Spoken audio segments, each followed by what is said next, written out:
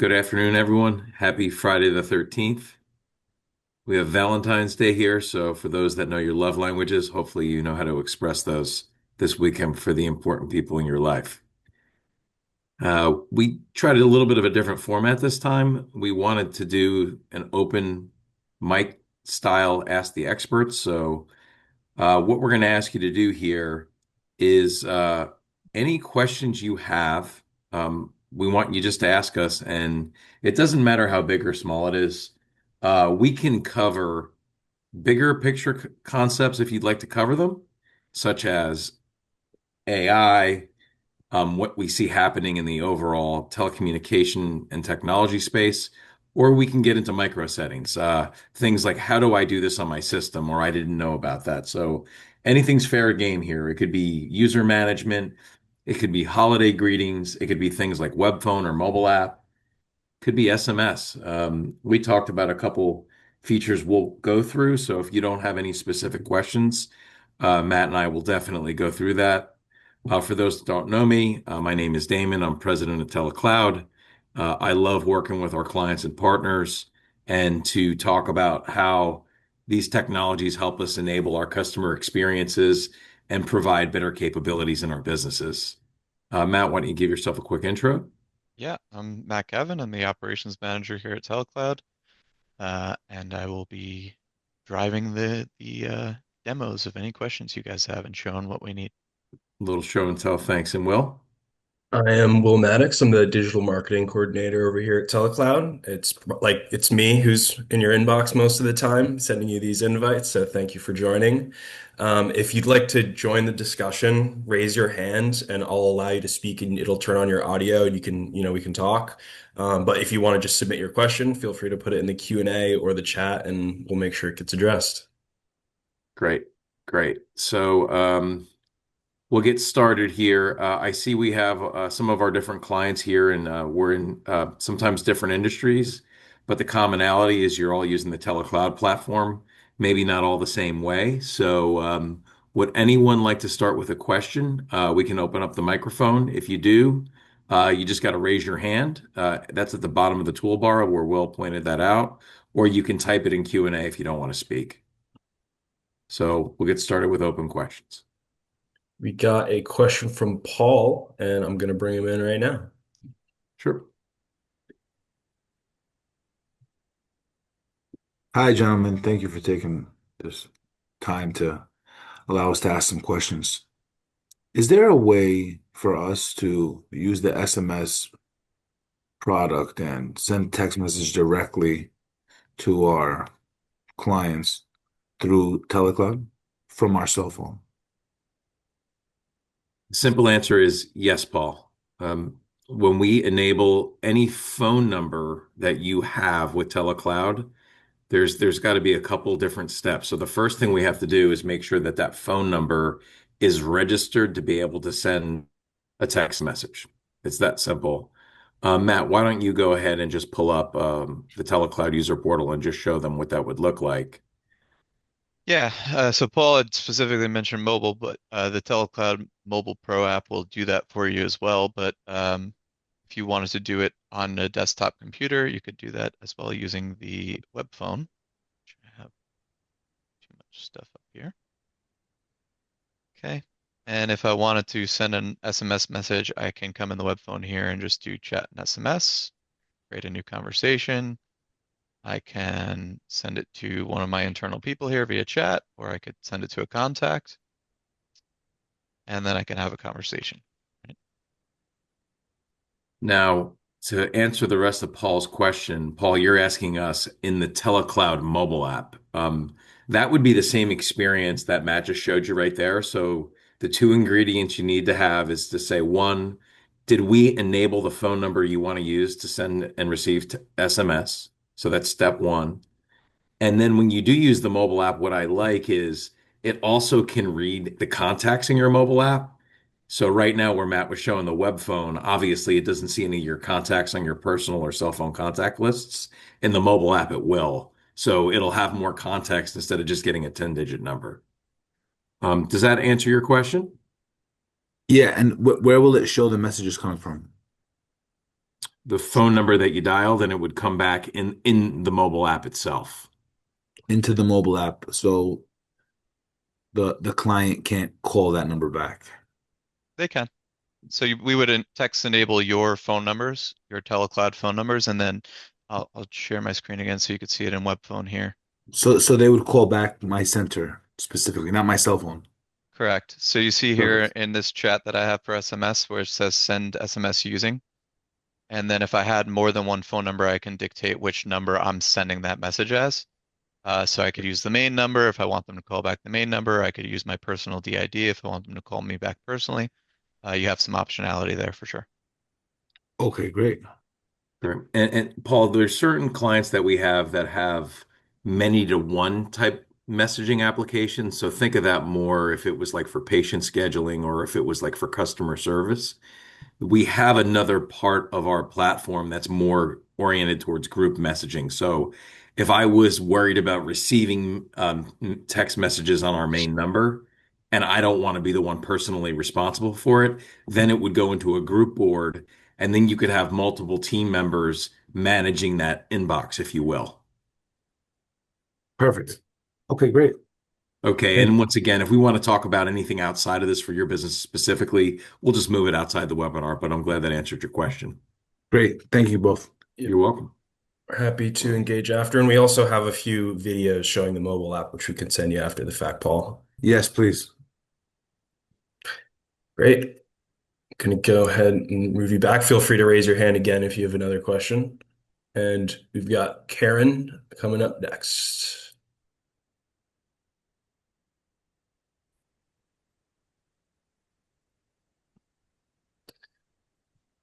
Hey, And Karen. you'll just, oh, there you go. Hi, how are you?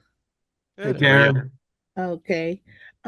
My question is, I never have a problem, but it's one client that I call from my job phone and I don't get a dial tone.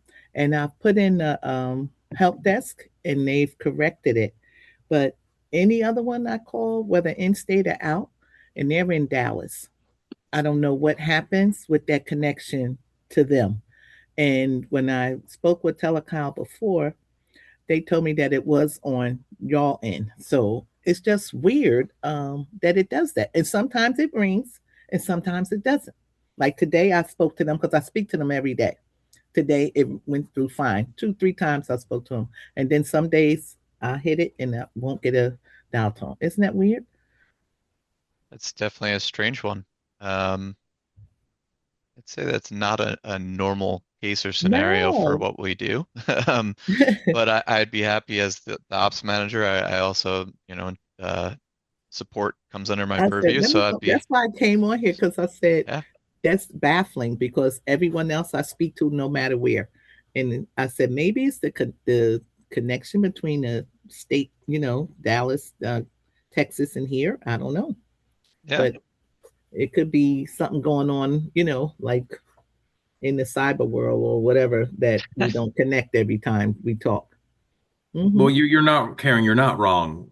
The telephone networks that we use, for us, we just want to pick up a phone and dial it and expect it just to work, right? We don't want to think about it. Yeah, yeah, But when we call certain locations, they could be on AT&T wireless, it could be on yeah. another provider locally. Gotcha, And there are gotcha. times where you would never see this behind the scenes where those handshakes that occur, we have ways of either specifying call routes that you Yeah. would never see. So Okay. when you give Yeah. us those specific instances, and this is what's great about our business, the phone numbers are tracked at more detail than we would ever show on this webinar Mm-hmm. at an Mm-hmm. engineering side. So when we get those specific examples, we can track down what's there and get to the Okay. bottom of it and give you a good answer.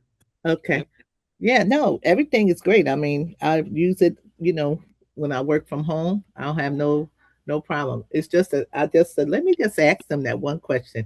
It just sometimes it works, but I'm thinking it's just something where, the distance or they could be having a storm or something out there or whatever. Because sometime I have spoken to her and she said it was a bad storm. So that could be the connection. Because then I mean, I literally cannot get through to them. Yeah. I Got it. call from my I I end up calling from my cell phone. Got it. Yeah. I have your ticket here. I will definitely reach out to you after this and just see what Okay. if there's anything we could do to help you out there. Yeah. All right. And it's Thank you just so fun. I much. mean, I talked to everybody else. Yeah. Thank you. You're welcome. All right. Great. Looks like we've got another question from Paul. Hey, Welcome back. another question here. A few weeks ago, um, we use TeleCloud in our urgent care, and a few weeks ago, I called my urgent care, and no one was answering. So I called the front desk specifically, and he said, "Oh no, we haven't received any calls in the last hour." And that was concerning for me. I said, "Do me a favor, try to make a call out." And he kept getting a busy signal. So it got fixed after I put in a call and I called the help center. I want to say it was about an hour and a half, but I can't precisely tell you how much time our phone systems were down. And you could just imagine how that would affect our business and our patients. So can you clarify what safeguards and monitoring systems you have in place where if this ever happens again, we'll be notified immediately? Sure, I can start with that context, Paul. Let me give you a higher level perspective on this. So anytime a call comes into one of the IP phones in any of the businesses, it's going over the internet connection and then ultimately getting to the phone device itself. And that phone is registered with our network. Now, there is times where the internet connections can have an issue, right? It's part of business. We have routers that we monitor that are at specific locations. And sometimes we do that in conjunction with the IT team if we don't have our own router there. But there are other times where I tell, especially our healthcare facilities, the number one thing we can do to ensure that we're setting up things with best practices is to have two internet providers. Because if one is having an issue, it can automatically fail over to the other one. Now, in this specific instance, once again, I'm giving you the general setups from us and best practices. Um, Matt, I don't know what happened in this case in his business. Yeah, I'm trying to look into it as well here, this specific issue. Um, but as far as our carriers go and our underlying providers, that's I think that's what I'm seeing from this issue is that some underlying providers were able to reach the correct end of destination, others weren't. We have the availability with some of our providers to reroute inbound calls over different providers. So that's typically how we start with that type of monitoring is if we're seeing large scale failures, we're reaching out to our underlying providers and rerouting those numbers. Those edge cases where we're not seeing it in mass volume, sometimes we just need the customer to tell us what's going on and we can make changes at that point. Yeah, and Paul, to reassure you here, because I much like you, running the business, I would be concerned if I couldn't get my client calls. When you call the main number, if it's not getting to your menus or to the telecloud data centers, that's even in front of our network. And what Matt's referring to is your main number may have an issue with a call route that we then have to move it. And once again, this is all behind the scenes. You wouldn't see this. So it rarely happens, if ever. Can count on one hand that I was aware of it. We work with multiple providers that have those failover capabilities. Um, so unusual, but it can happen, and we have options to help you around it. Okay, perfect. Thank you. You're welcome. Thank you, Paul. We've got Chanel who has raised her hand. Welcome to the party. Yes, good afternoon, guys. Hi, Uh, Chanel. hi. I have a quick question. It's more of a round robin question. Um, so with our team, like for example, I will receive a call, like a new patient call, and then once I'm done with that new patient call, the next call that's in queue bounce right back to me versus going to another staff member that is their line is free. Um, is there a way we can control that to like when I'm off the phone, I don't get the next call and it goes to the next person that's in line that's available? Yeah, If that makes we sense. could definitely we would want to take a look deeper into that because that's not the expected behavior of a round robin, obviously. Hmm. So we would want to work with you on that and see what calls have come in and who else is available.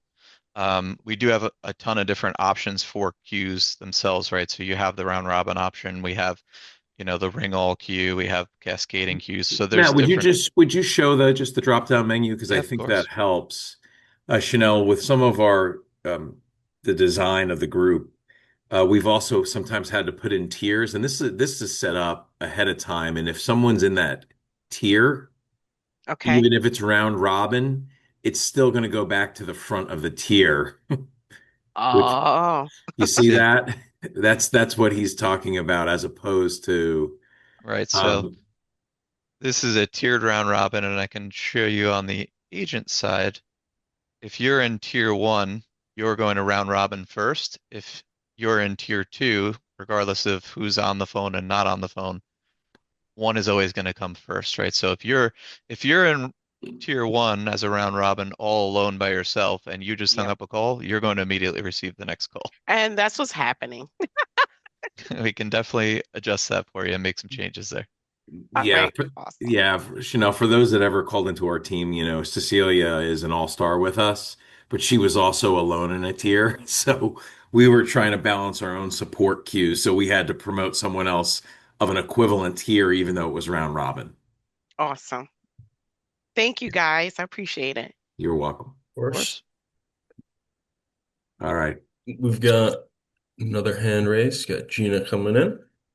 Sure. Welcome.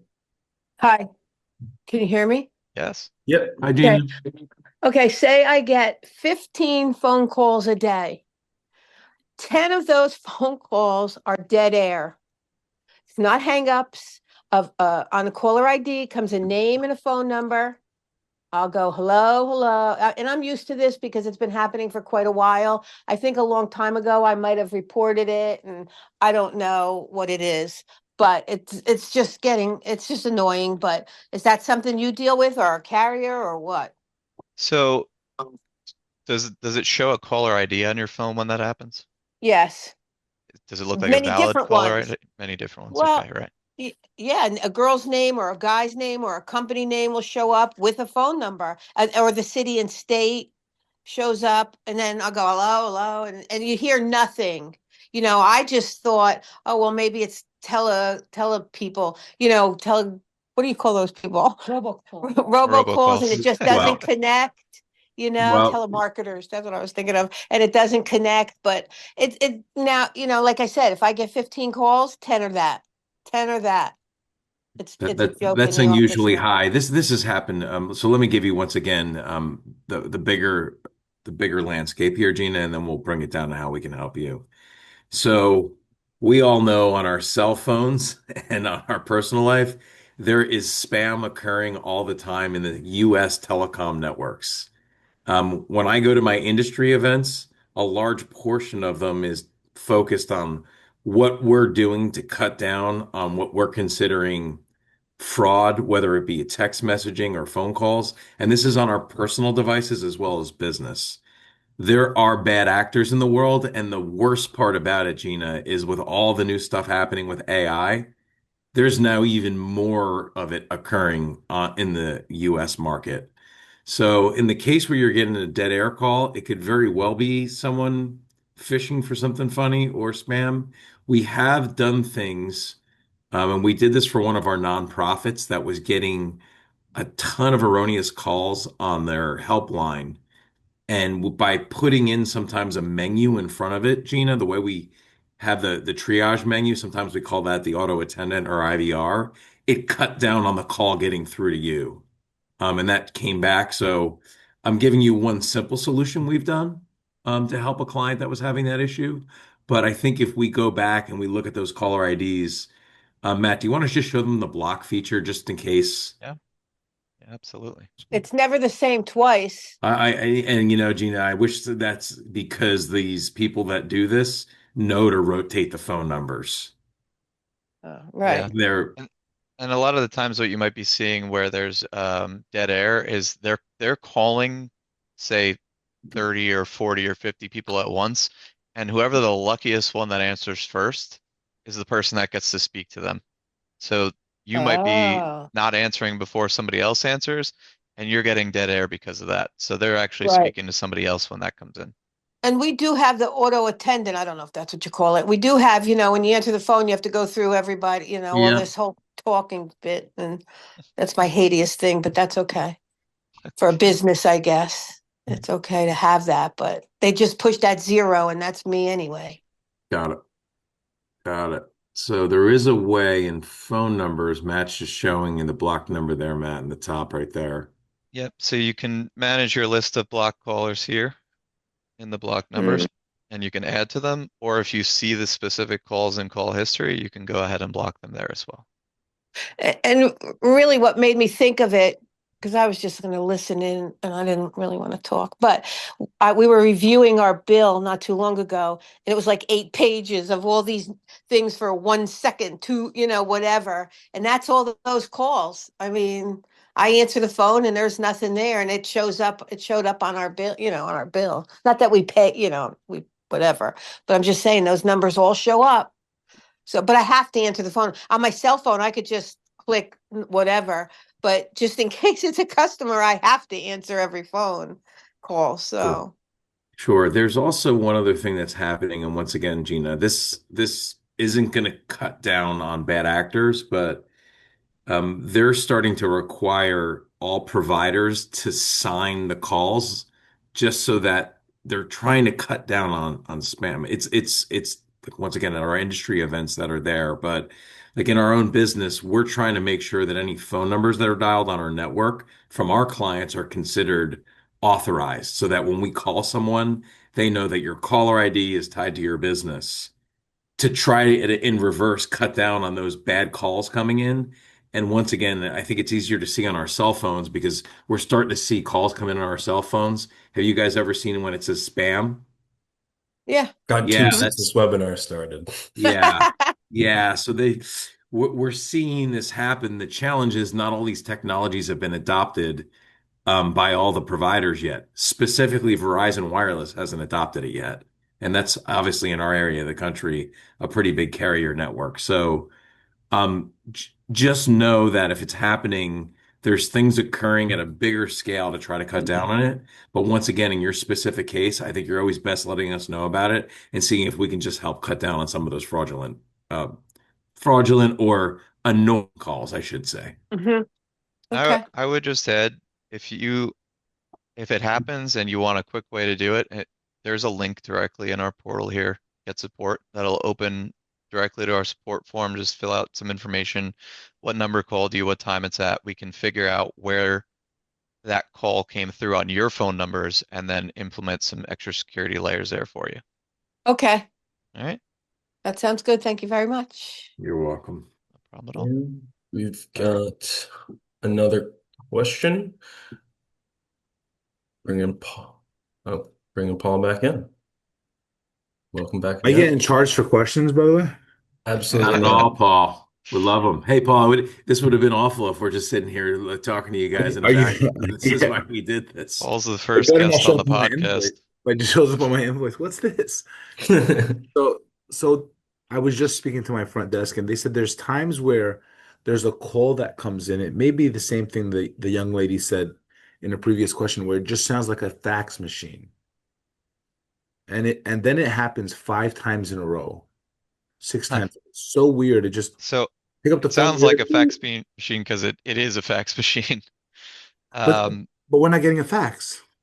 well, if somebody sends you a fax just because they misdialed a number, it will ring to you and you'll hear a fax tone. And the glorious part about fax machines is that they retry and retry and retry until they give up. So Oh, okay. So, yeah. gosh. So So it someone sends a fax to the wrong number, doesn't let the paper feed through, and it continues to call even though it doesn't, yeah, or it's a fax machine calling my main line, not my fax line. correct. Correct.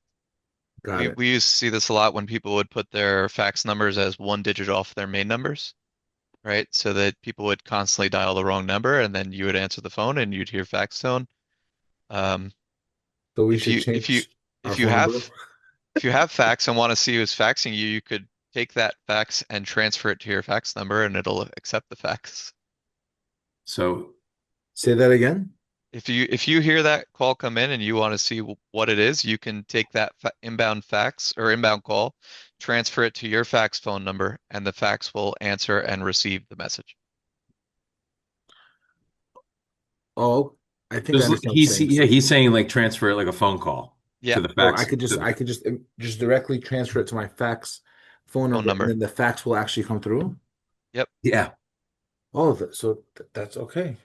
All right, let me let them know that. And it's just literally just hit transfer on the phone.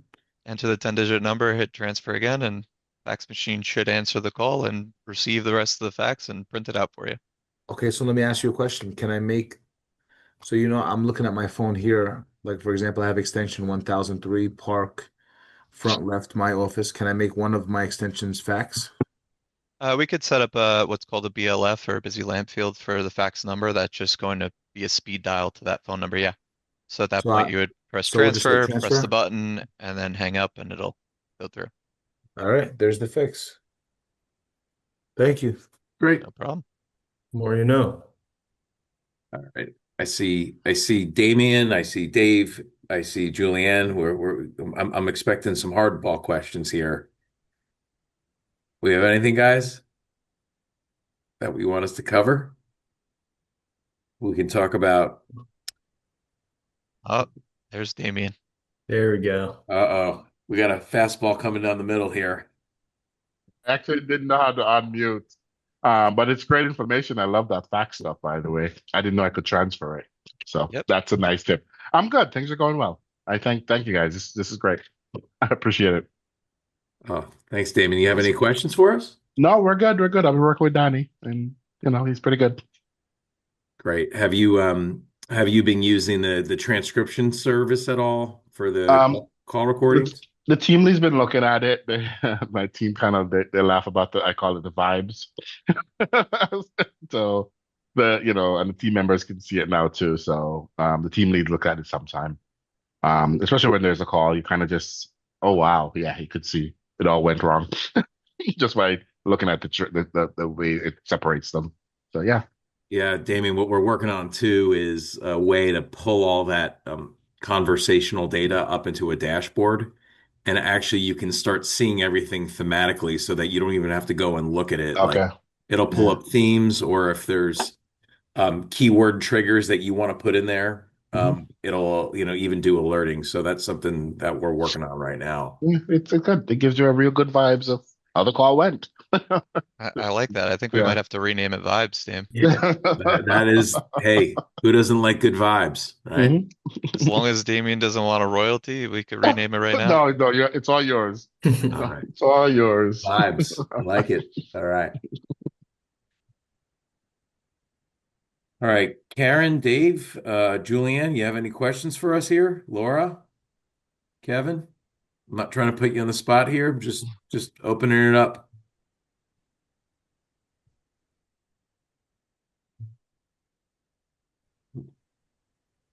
You can, if you don't want to open up the mic, you can type in the Q&A.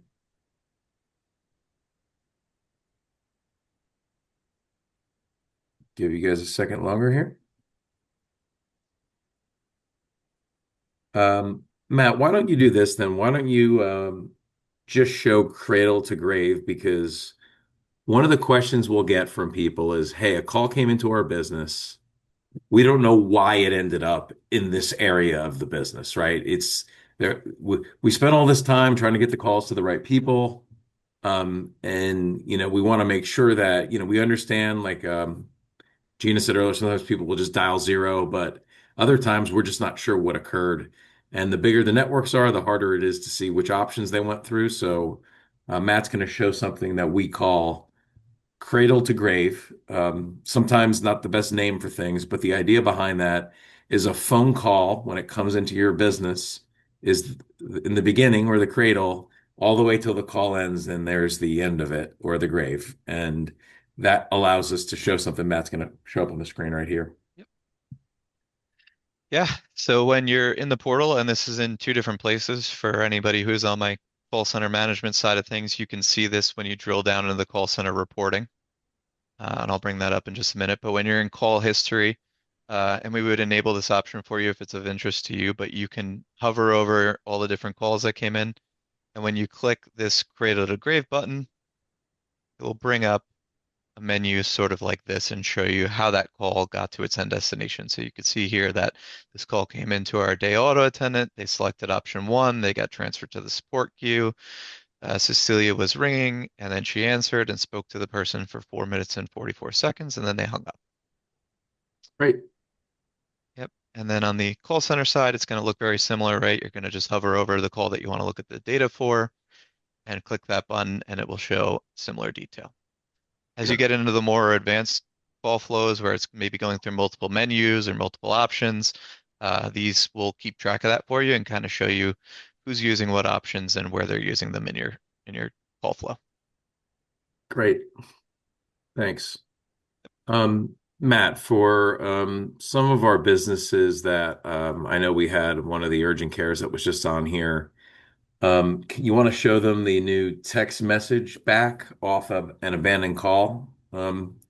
This application we built is not for every business, but certain businesses that really rely on the front on the phone call to drive, let's say a scheduling appointment, they don't want to miss revenue, and if there's times, they don't necessarily want to leave a voicemail. So we built an application that if a call came in and it didn't get answered by a person and they didn't leave a voicemail, which we consider an abandoned call. What do we do here, Matt, now? Yeah, so we're in the tools page of our portal here, and it's right under the abandoned call notification. And you're going to essentially come in here and set this up and say the number you want to monitor. So you can set one up for my number. And we want to use my number as the outbound SMS number. And we want to say something like, call you back in a few. And if this was for a main number, once again, using more of, I'll use the urgent care as the example, you could have it text the booking link or the booking website to say, hey, we saw you tried to reach us. If you're looking to schedule an appointment, here it is. Now, the good thing about this is for certain businesses, it works great and gives people another option to communicate.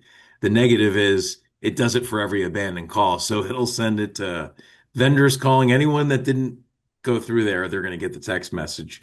But our attitude is the people that don't care about it are going to ignore it. And the people that want to use it, they'll just appreciate another means of communicating with the business to get what they want done. Caveat for that would be that you need SMS enabled. So if you don't have SMS enabled on the platform, contact us. We'll set up. Yep. Matt, do we talk a little bit about we can do call recording and reporting?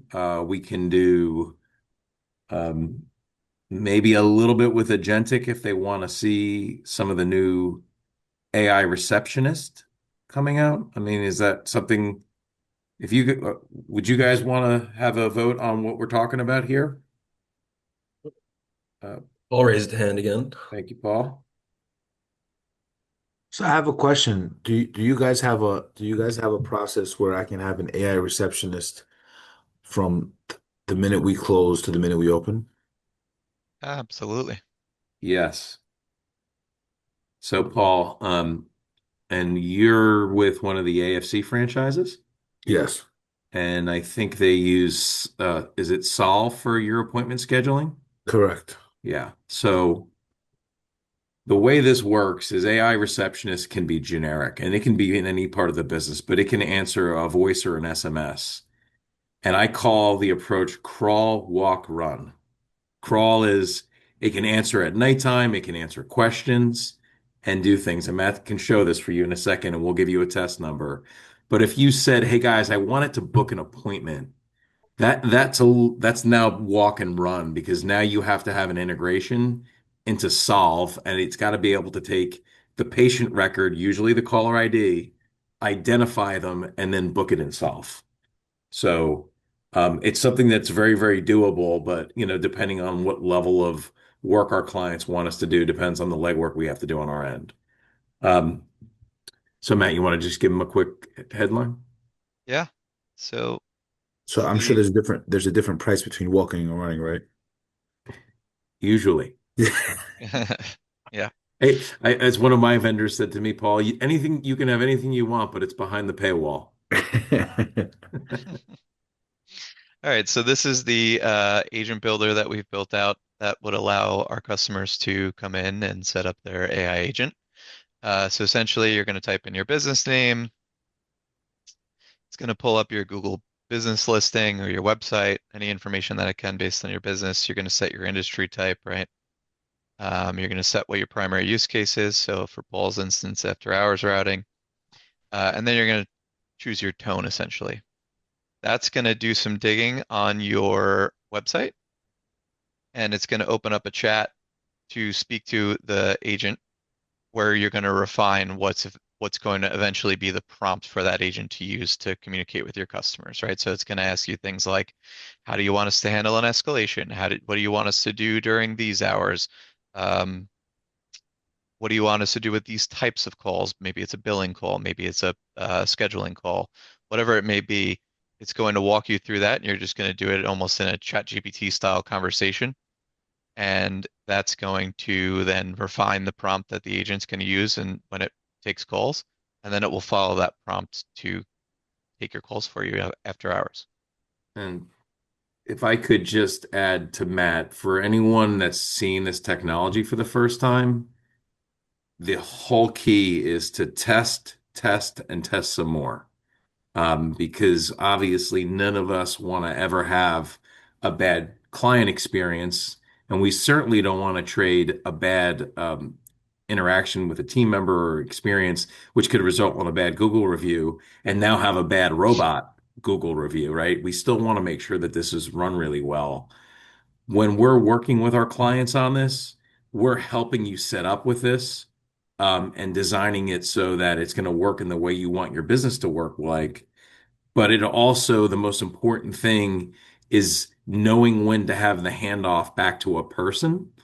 And Paul, what I loved was, and so let me give an example of what didn't go well. And by the way, this was not our company that did this, but my one colleague owns a plumbing franchise, and the robot answered Paul off hours and said to one of their clients, "We don't service your territory. Call someone else." Oof. like like nightmare. But what you can get is every call has a transcription associated it that can get emailed. So when you're testing it, you can see everything that's being said. And when you're also like gonna go live, you can keep a close eye on what the robot is saying, even when you're not in the business. So what do? We get a transcript of the conversation? Yes. Good. And Yeah. it'll all be available in the portal as well. Yeah, so Paul, I was down with the kids for a spring break last year, and I kept going in to call for the front desk because we were like out of towels and like something was wrong, and it kept going to me. It kept transferring me to like order food, and the robot was driving me nuts, so I couldn't get through to a person. But then when the manager called me back, she's like, "Yeah, I read your transcript. I saw what we did wrong. I'm sorry. We're going to fix the issue." So there was a case where I didn't have a great experience, but they recovered pretty quickly. So not that I'm saying that we want that ever to go wrong, but I have seen a ton of bad deployments of this, and most of it is because people aren't testing it enough Yep. and they don't know where to have the transfer back. And And one and of there's a fail safe where if I'm realizing at 2 in the morning, looking at a transcript randomly that wow, this is really going bad, there's a way for me just to turn it off at night, Absolutely. just in yep. case. Yeah. Okay. Yeah, one of my colleagues, Paul, introduces this, and we're going to be trying this out in our own business, right? We eat our own dog food, so not that I want our clients to ever talk to a robot, right? I'd always prefer it, but look, at night we're going to turn it on at night. But we can also turn it on in a way at first that you can say to people, "Oh, thank you for calling. If you'd like to try our new automated system, press one. If you want to talk to a live group, press two." So you can have people start to self-select in so Okay. that the people that self-select into the automation already kind of know what they're getting interested in. And I'm going to make everyone chuckle here a little bit. Um, Talented Will here is a little bit younger than us. He doesn't want to talk to anybody. He just wants to text. He's in that demographic where when he joined our business, he was like, "People call businesses." I said, "Yeah." So you also have the different age demographics that happen in your business, and we don't control that. So you have to craft an experience that I think handles everybody. All right. Yeah, can we set up a time to maybe link up with whoever you recommend so that I could roll that out to my business here, please? Yes. Absolutely. Great. Yes. One of the things that we made sure of that I'll just tack on to what Damo was saying was we looked at a lot of different potential vendors for this solution, and one of the main things that we cared about was that handoff to humans. And a lot of the technology that we're seeing today out there, there is no handoff, right? It's just a cold transfer. So what we use in our solution, if you wanted to use this, say during business hours, or say you had an MP or a doctor on call that you're transferring calls to, is a warm handoff from the agent to that person. So we can set, hey, you need to gather the person's name, a callback number, whatever parameters you want. And then when it makes that call to a human, the agent's going to tell the human what information it's gathered before it transfers. We thought that was very important to our customers. That's awesome. Great. Well, All I'm right. gonna have to jump on another call. I just wanted to thank you guys so much. Yeah. Of course. Appreciate Take it. care. Take care. Thanks for Thank you. joining and all the questions. All right. All right. I see we have some other. Does anyone want to either raise their hand for a question or ask a question here?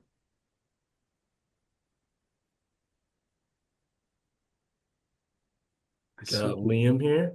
I see. Julianne said she missed part of it. I don't know if she wanted to ask anything. No. Hey, Liam.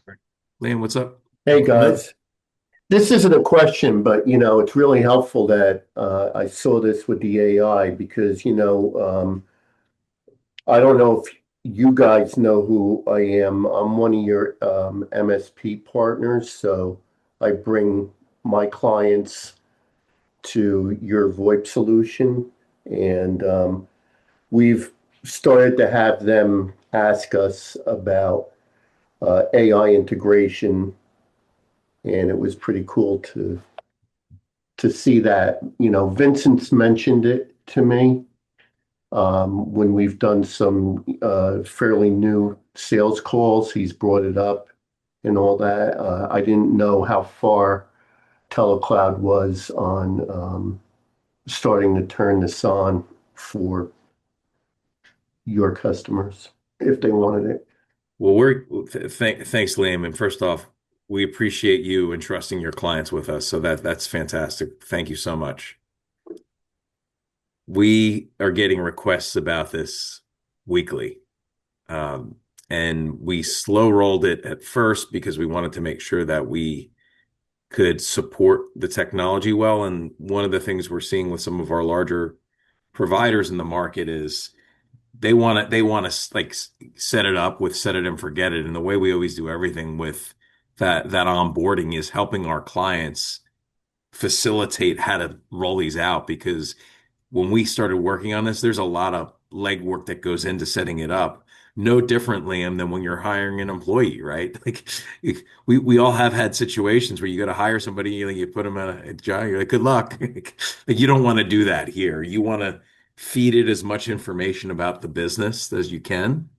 And that's documents, training documents, frequently asked questions documents, the website content, and then build guardrails in there on what it can do and what it can't do. Oh yeah, absolutely. I mean, of course, the business owners, since they're not in the tech industry like we all are, they have this thought of what you just said, that it's a set it and forget it type service, and it's not. And it could cause more harm than good if it's just set and not monitored, just like you were saying, looking at transcripts after the fact when the AI agent does handle a call and making adjustments. So, um, I just was curious as, I don't want to go and put my foot in my mouth saying, yeah, this is something that I think we should explore, but it sounds like I can say it's worth exploring and to hand it off to you guys with the Yep. client if they really want to pursue it. Great. Definitely. Thank you. Um, One last thing I can just show everyone here, and then unless we have more questions, of course, we'll bring it to a close here. We're almost at an hour here, and I want to be respectful of everyone's time. So up to this point, we've recorded our clients' calls on their behalf, right? So Matt, why don't you just pull up a call recording? I don't care on the screen here. We'll just Sure. show that here. And I mentioned this to Damien a second ago. So right off the bat, if we have a call recording, in the past, the call recording was helpful. In most of our businesses, they would use it for maybe training. They would maybe use it for coaching their team members, especially if they're newer. And if there was ever a he said, she said situation, sometimes people have to go dig up and listen to the call recording. Could be a complaint, could be whatever. So the first thing we did was we did turn on transcription of this. So Matt's showing that right now. And what you're seeing there is positive, negative, and neutral sentiment. And Matt, why don't you just describe briefly what's here just so everyone can see this? Yeah, sure. So this is the transcription sentiment analysis that we can add on to call recordings. It gives a summary of the call and conversation. It'll show topics of the call and conversation. As Damon mentioned, it'll show the sentiment. So whether it was a positive discussion, a neutral discussion, or a negative discussion. Everything is completely searchable. So if I look for a specific word in here, I don't have to scroll through the whole thing. But if I wanted to say every time welcome was said, I could search the word welcome here. I can filter by who spoke, and then I could filter by those different sentiments, right? So if there was ever negative, I want to jump right to it and see where it happened. I can jump right to it in the transcription there. Thanks. And that's meant to save time, right? There's the keyword topic search, the summarization. Now, here's what I think is even more powerful. So much of the data that flows through our businesses, and I'll call that conversational data, is unbelievably valuable. But up to this point, we've never been able to harness all the data happening on the phone system, specifically with the call recording. So for the first time ever, we're taking these now and we're pushing these into an LLM.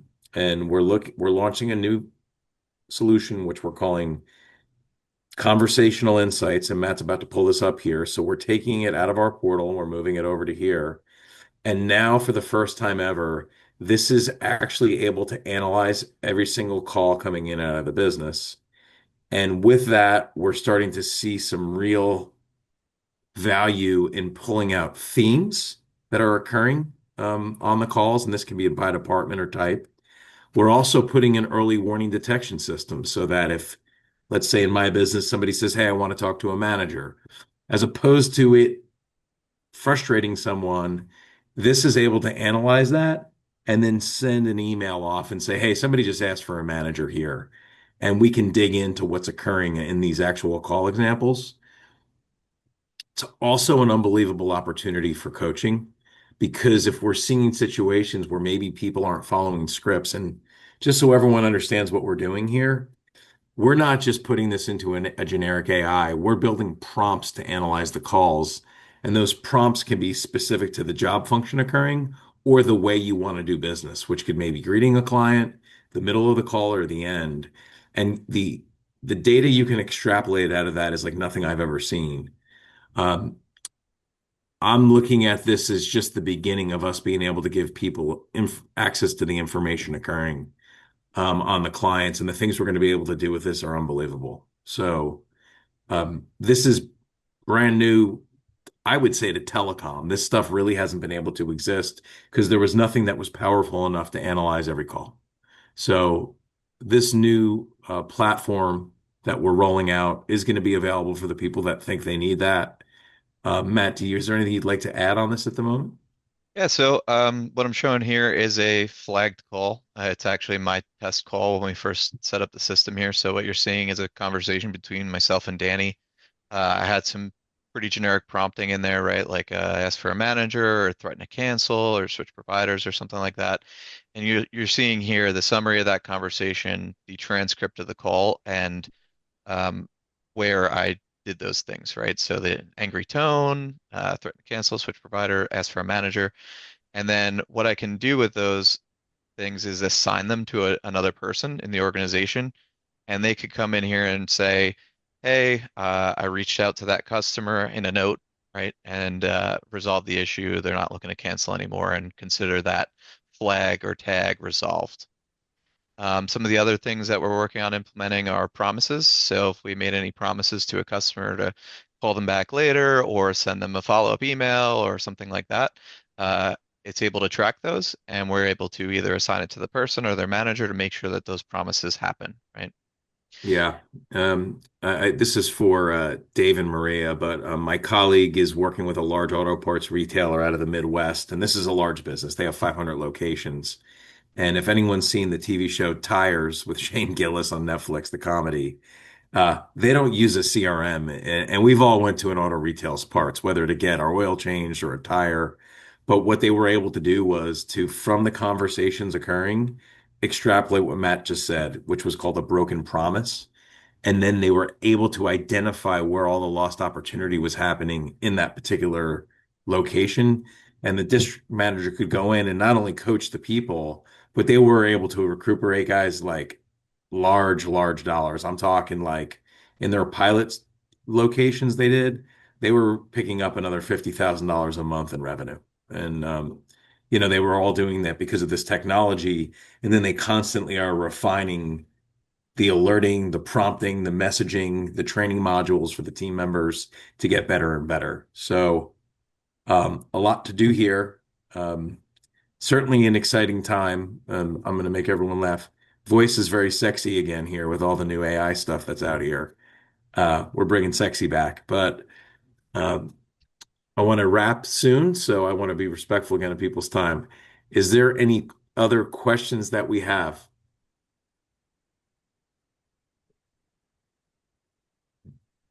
I'm not seeing anything here, so I think we're gonna get close to a close here and let everyone get back to their day. Everyone, thank you so much for spending some time with us.